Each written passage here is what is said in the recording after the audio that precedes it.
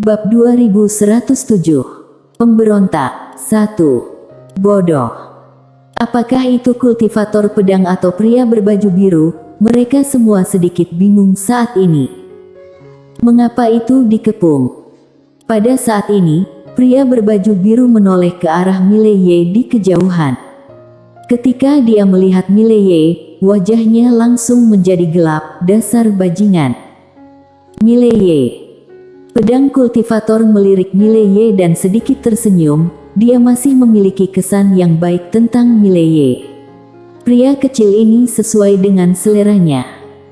Pada saat ini, Alvinda dan Albert Huang muncul di depan pria berbaju biru, dan Alberta menatap pria berbaju biru keluar.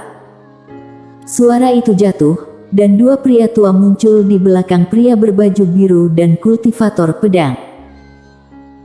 Keduanya ternyata master level 17, dan kedua mata mereka tertuju pada pria berbaju biru, dan kesadaran ilahi mereka telah terkunci pada pria berbaju biru.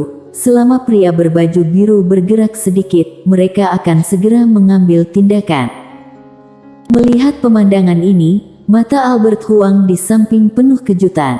Kedua lelaki tua ini sama-sama tetua tertinggi dari Sekte Gu. Selama 100.000 tahun, dia tidak pernah menyangka bahwa Alvinda ini akan benar-benar panggil mereka semua.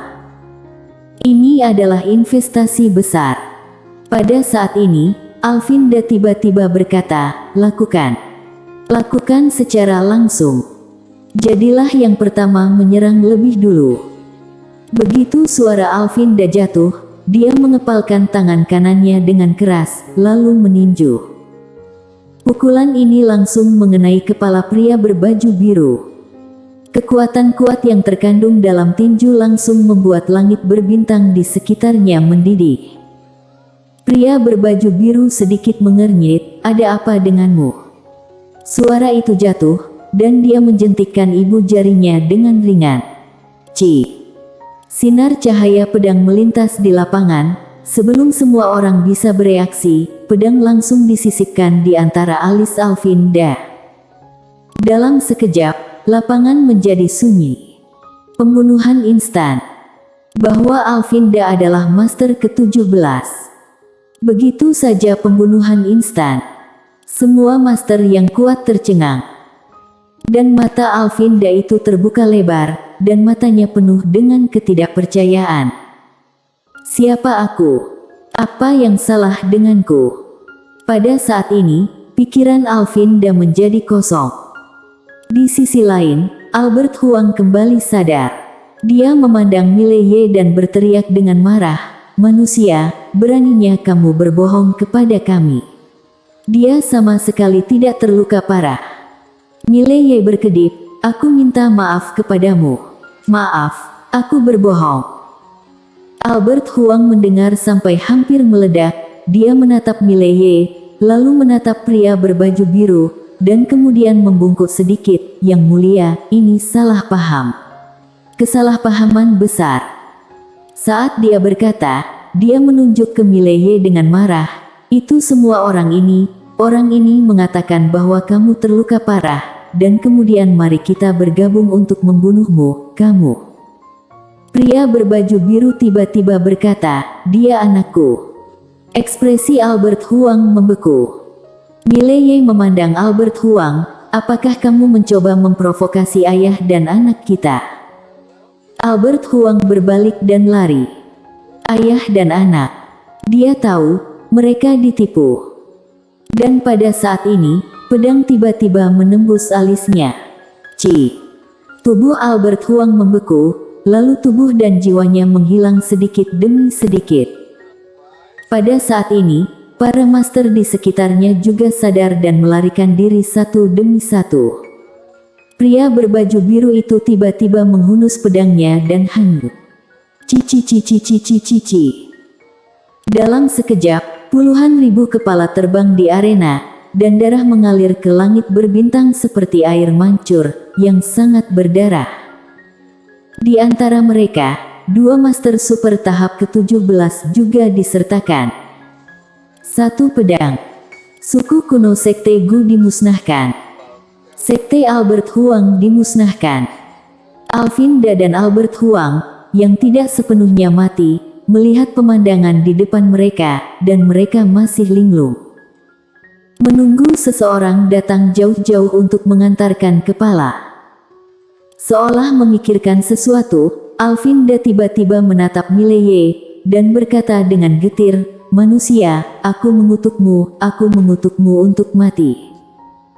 Pada saat ini, pria berbaju biru tiba-tiba berkata, "Apakah kamu berpikir bahwa aku tidak ada?" Alvinda memandang pria berbaju biru, dan hendak berbicara ketika pria berbaju biru melemparkan pedang. Alvinda langsung dimusnahkan. Pria berbaju biru itu tanpa ekspresi, "Terkutuklah anakku. Apa-apaan ini?" Saat dia berbicara, dia mengayunkan pedangnya lagi. Albert Huang langsung dimusnahkan. Selain itu, Mileye tersenyum, dan dengan cepat menyanjung, "Ayah tidak terkalahkan." Pria berbaju biru menoleh untuk melihat Mileye. Setelah hening sejenak, dia berkata, "Untuk pertama kalinya, aku merasa bahwa kamu benar-benar luar biasa. Kamu benar-benar mengambil musuhmu sendiri untuk menemukan. Tentu saja, aku lebih mengagumi musuhmu. Mereka benar-benar mengikutimu untuk menemukanku. Mengapa IQ musuhmu begitu rendah? Bisakah kamu menjelaskan kepadaku?" Mileye. Pria berbaju biru mendesah dengan suara rendah, "Jika kamu terus bermain seperti ini, kapan kamu bisa mengungguli kami bertiga? Kita." Mileye ragu-ragu sejenak, lalu berkata, "Aku akan mencoba yang terbaik, masih ada harapan." Pria berbaju biru memelototi Mileye, "Apakah kamu berbicara kurang ajar? Jika kamu nakal, kamu tidak perlu bekerja keras. Kamu telah melampauinya sekarang." Pada saat itu, menara kecil tiba-tiba berkata, "Guru, jika kamu mengatakan itu, aku, menara kecil, tidak tahan lagi. Bukankah majikan muda mewarisi wajahmu?" Mileye. Pria berbaju biru membentangkan telapak tangannya, dan menara kecil muncul di tangannya. Dia melihat ke menara kecil dan sedikit mengangguk, "Hebat, kuat, menara kecil ini mengikutimu." Setelah itu, seperti mengganti menara. Saat dia berbicara, dia tiba-tiba mengeluarkan cambuk dan mencambuknya dengan keras. Au! Bersambung.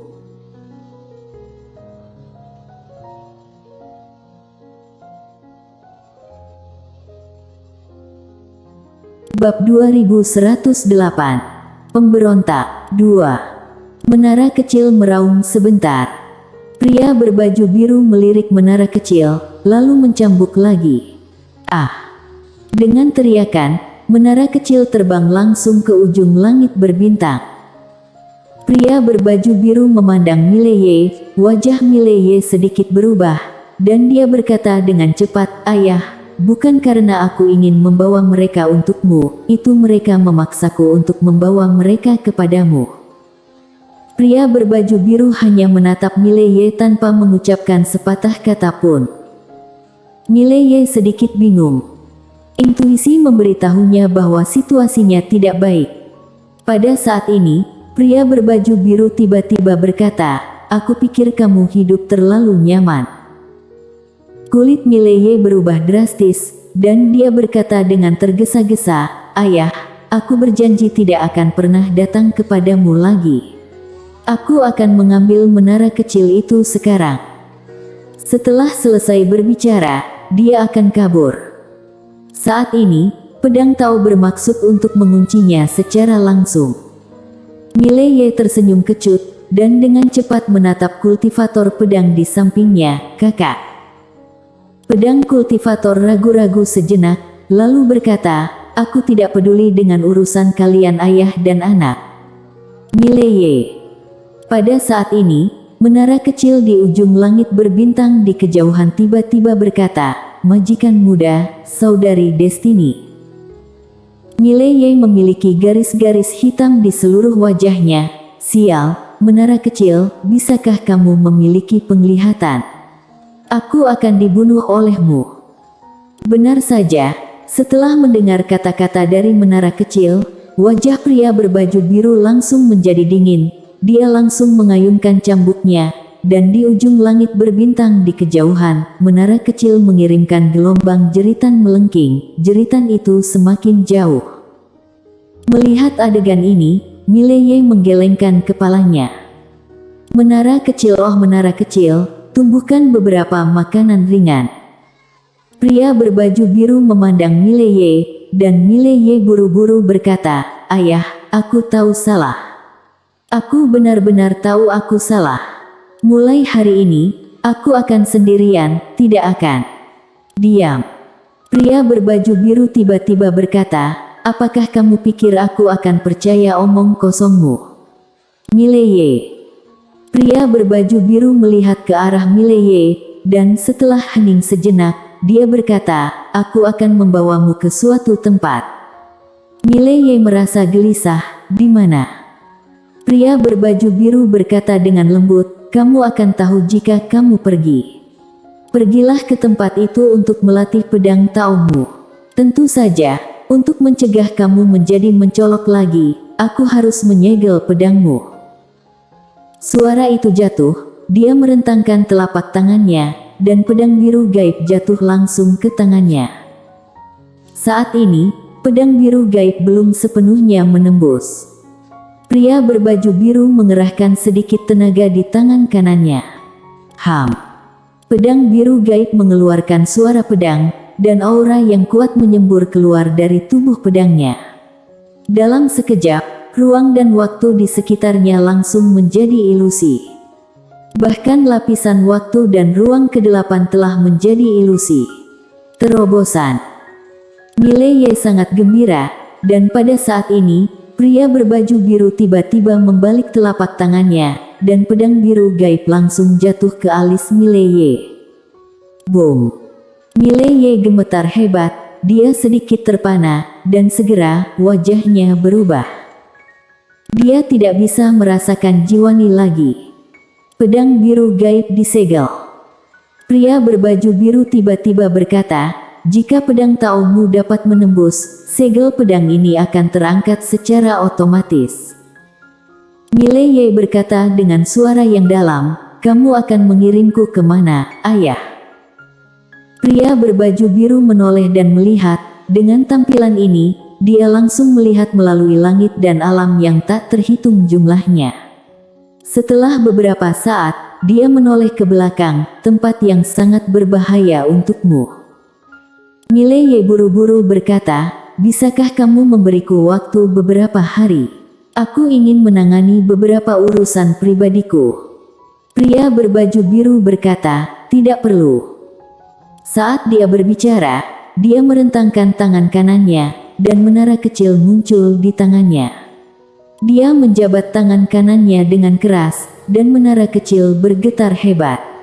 Ruang dan waktu yang aneh langsung disegel olehnya.